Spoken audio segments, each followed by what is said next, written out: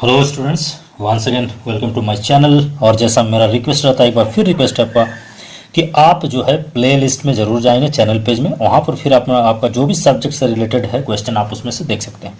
तो चलिए आज एक चैप्टर शुरू करना है, सिंपल इंटरेस्ट। एक्चुअली ये क्लास 7 का है, क्योंकि हायर क्लासेस में जब भी जाएंगे तो आपको कंपाउंड इंटरेस्ट वगैरह सब चीज़ पढ़ना और मिक्स क्वेश्चन मिलेंगे, इसलिए ये जो है सिंपल इंटरेस्ट के बारे में थोड़ा इसका बेसिक फंडामेंटल्स और कुछ क्वेश्चन हम लोग इसमें बना लेते हैं ताकि आगे का क्लास में आपको कोई दिक्कत नहीं हो। तो चलिए सिंपली हम लोग इस चैप्टर पर चलते हैं, simple interest that is SI।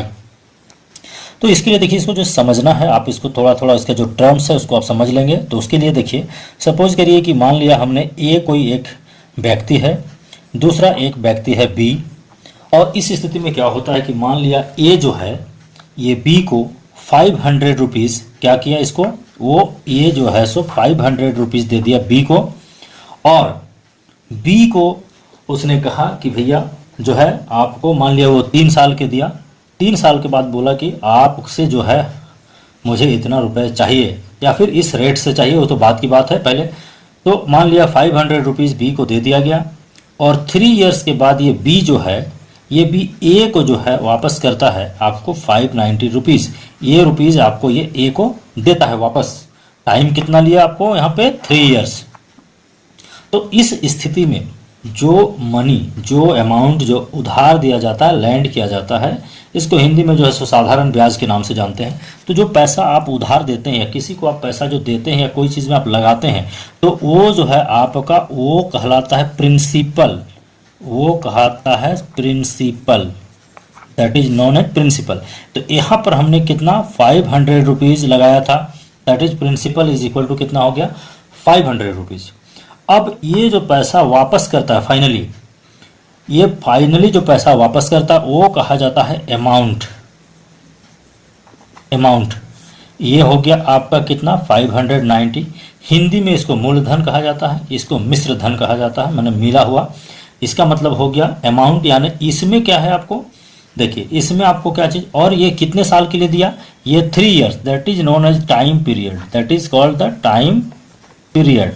Time period इसमें कितना है आपका 3 इयर्स। जनरली आप टाइम पीरियड्स को जो है वो ईयर्स में ही बात करेंगे, आप मंथ्स में भी रहे तो आपको कन्वर्ट कर लेना है।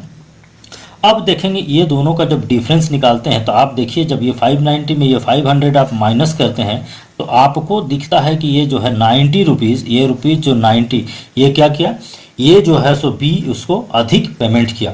इसका मतलब ये जो है ये आपका कहलाता है इंटरेस्ट।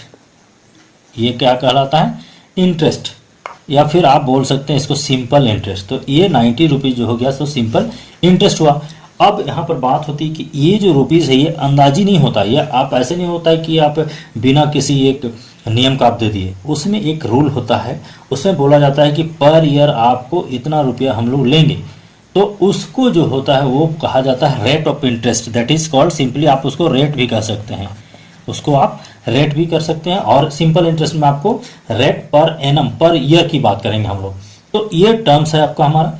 अब इसमें यदि हम लोग बात करेंगे तो एक चीज़ आप देख लीजिए, यहाँ पे ये अमाउंट है, तो ये अमाउंट जैसे A है, A किसके बराबर है, देखिए प्रिंसिपल है, और ये क्या है, इंटरेस्ट है, that is A is equal to P plus SI।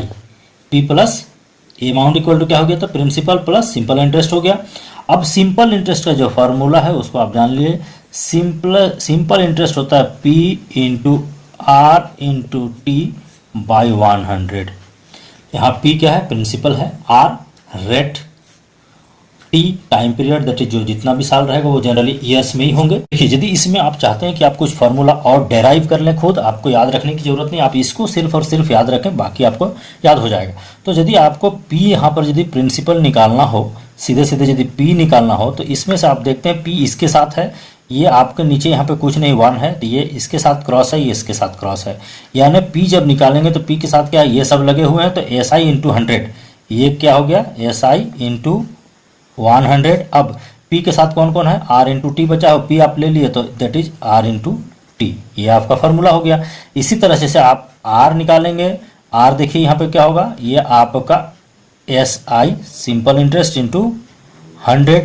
आपका कौन बच रहा है, यदि यहाँ R निकालते हैं तो P into T, that is P into T, ये आपका फार्मूला हो जाएगा। और यदि टी आपका यहाँ पर आपको लगता है कि टी आपको निकालना है तो टी यदि आप इसके साथ है तो एस आई इंटू 100, ये क्या हो गया S I into 100 divided by, आप टी ले लिए कौन बच गया पी इंटू आर, तो यहाँ पर हो गया P इंटू आर। तो इस तरह से जो आप फॉर्मूला इसको डेराइव कर सकते हैं, सिंपली आपको इसको याद रखना है। तो ये जो है आपका ये सिंपल इंटरेस्ट का जो है बेसिक फंडामेंटल्स है।